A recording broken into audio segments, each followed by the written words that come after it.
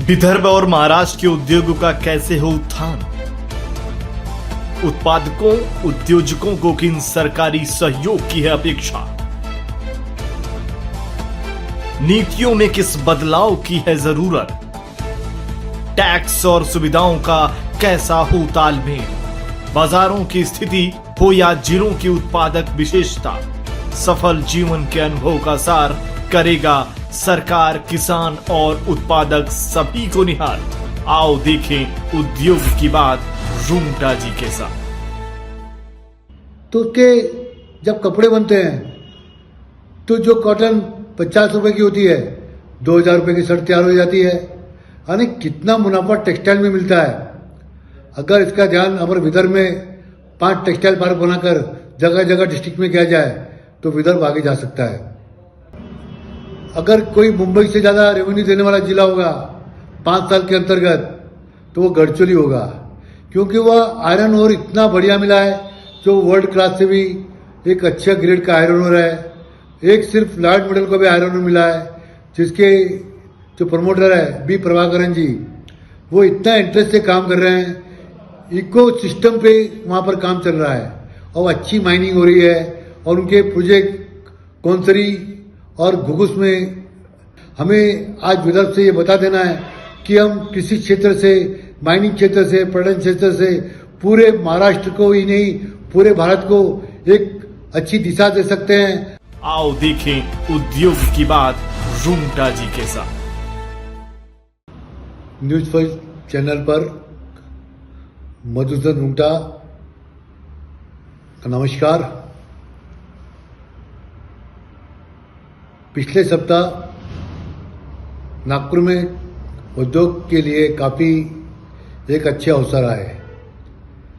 देश के हमारे प्रख्यात नेता नितिन गडकरी जी, इनको धन्यवाद जितना दिया जाए उतना ही कम है।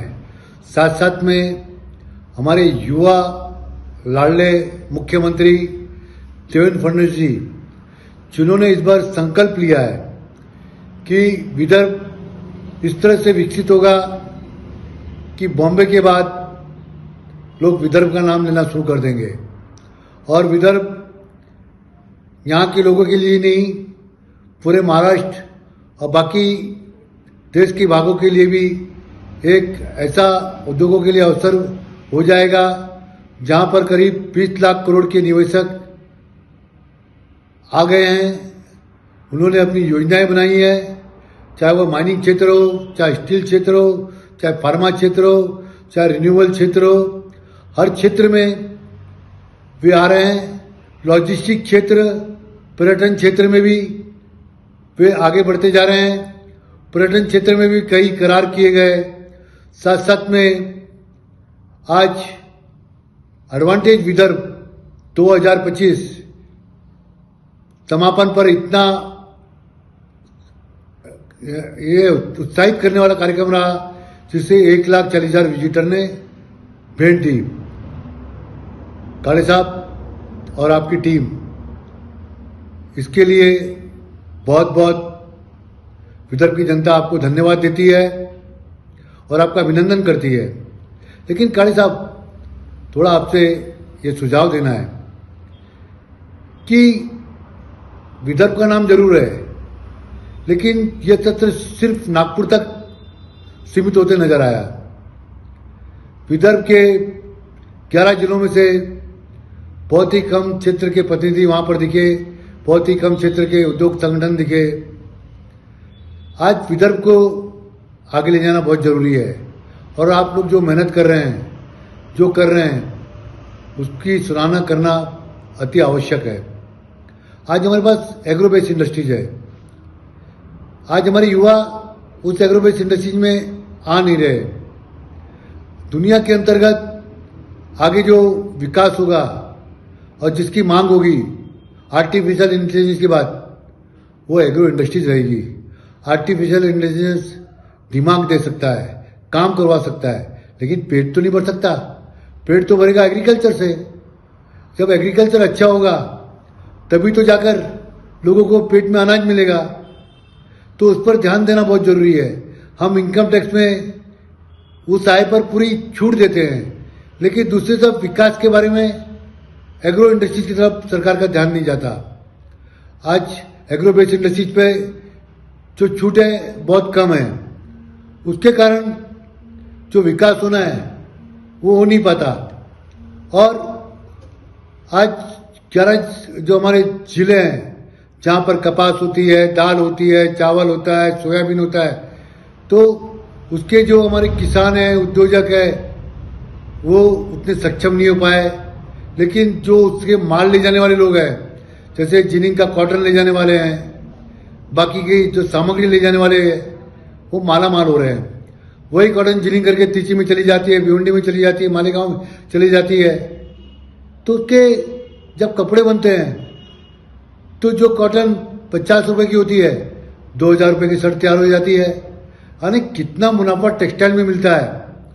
अगर इसका ध्यान हमारे विदर्भ में 5 टेक्सटाइल पार्क बनाकर जगह जगह डिस्ट्रिक्ट में किया जाए तो विदर्भ आगे जा सकता है। डिफेंस सेक्टर भी उसी तरह से मजबूती से विदर्भ में आ सकता है। इस पर बहुत सारे काम हो रहे हैं, जिस तरह हमने कहा सोलर काम कर रहा है और बाकी लोग भी काम कर रहे हैं। तो इस तरह से विदर्भ में जो खुशहाली है वो काफ़ी अच्छी हो सकती है।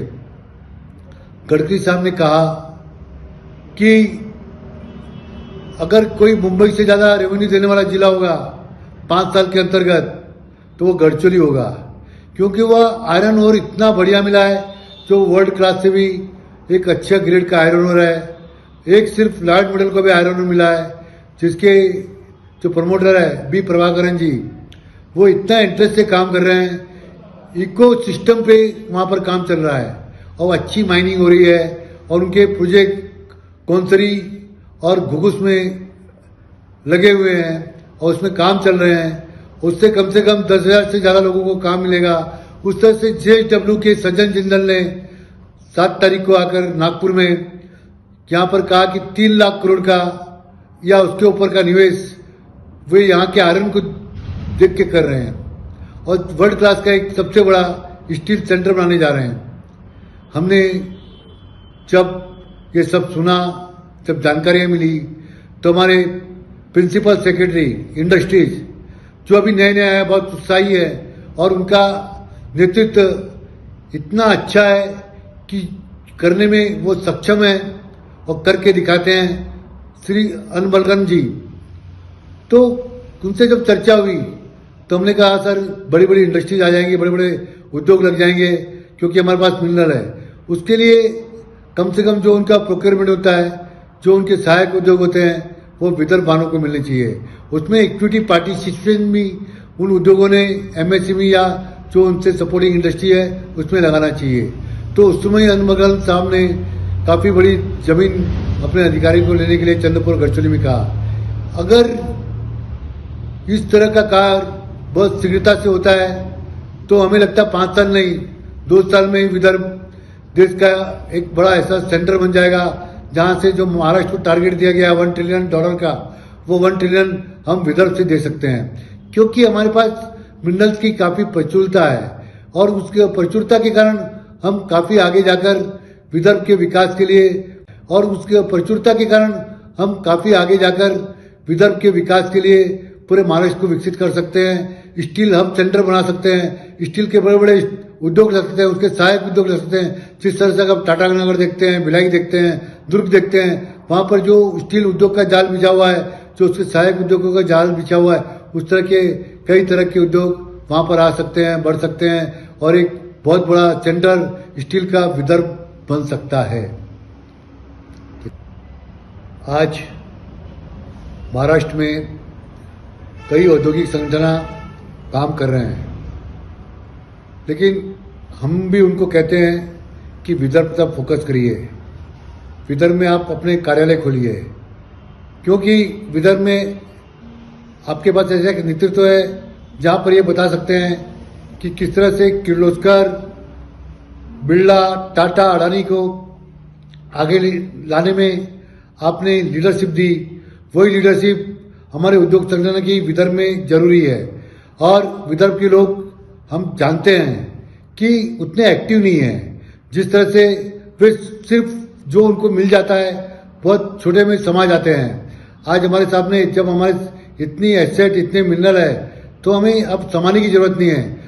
जिस तरह से गल्फ कंट्री में देखेंगे कि उनके जो क्रूड के भरोसे आज गल्फ कहाँ से कहाँ चला गया, उनकी जो इकोनॉमी है, उनका जो करेंसी है, किस तरह से मजबूती पे आई और किस तरह से वो दुनिया पे राज कर रहे हैं। हमें आज विदर्भ से ये बता देना है कि हम कृषि क्षेत्र से, माइनिंग क्षेत्र से, पर्यटन क्षेत्र से पूरे महाराष्ट्र को ही नहीं, पूरे भारत को एक अच्छी दिशा दे सकते हैं, अच्छी इकोनॉमी दे सकते हैं, लोगों को हम इनवाइट कर सकते हैं, निवेश के लिए कर सकते हैं। और जगह जगह हमें इसलिए निवेश के लिए आकर्षित करने के लिए सेमिनार करने चाहिए, चाहे वो सिंगापुर हो, चाहे दुबई हो, चाहे लंदन हो, चाहे हैदराबाद हो। हमें हर जगह इस तरह के निवेश के वहां पर आकर्षित करने के लिए लोगों के पास जाना चाहिए और विदर्भ में जो हमारी संभावनाएं हैं उसके लिए लाना चाहिए। हमें उम्मीद है कि इस चैनल से हमारे लोग विदर्भ के प्रति प्रेम करेंगे। लघु उद्योग भारती का अधिवेशन वर्धा में 15 फरवरी को होने जा रहा है। लघु उद्योग भारती एक सक्षम ऑर्गेनाइजेशन है जो माइक्रो स्मॉल मीडियम एंटरप्राइज के लिए बहुत अच्छा काम कर रही है और वहां पे उनकी एक सरकार में आवाज है। तो हमें उम्मीद है लघु उद्योग भारती भी विदर्भ के लिए हमारे साथ से साथ आवाज मिलाकर काम करेगी और जो हमारे उद्योजक है, हमारे लोग हैं, वो उस सेमिनार में वर्धा में आएंगे और अधिक से सफल बनाने में अपना योगदान देंगे। हमारे लाडले और विदर्भ को आगे ले जाने वाले मुख्यमंत्री श्री देवेंद्र फडणवीस जी ने कहा कि विदर्भ में नागपुर और अमरावती 2 मैग्नेटिक सेंटर बनेंगे और उसके लिए हमारे प्रिंसिपल सेक्रेटरी उद्योग अनमोलन जी इतने सक्षम हैं कि वे कार्य बहुत सुगमता से कर सकते हैं।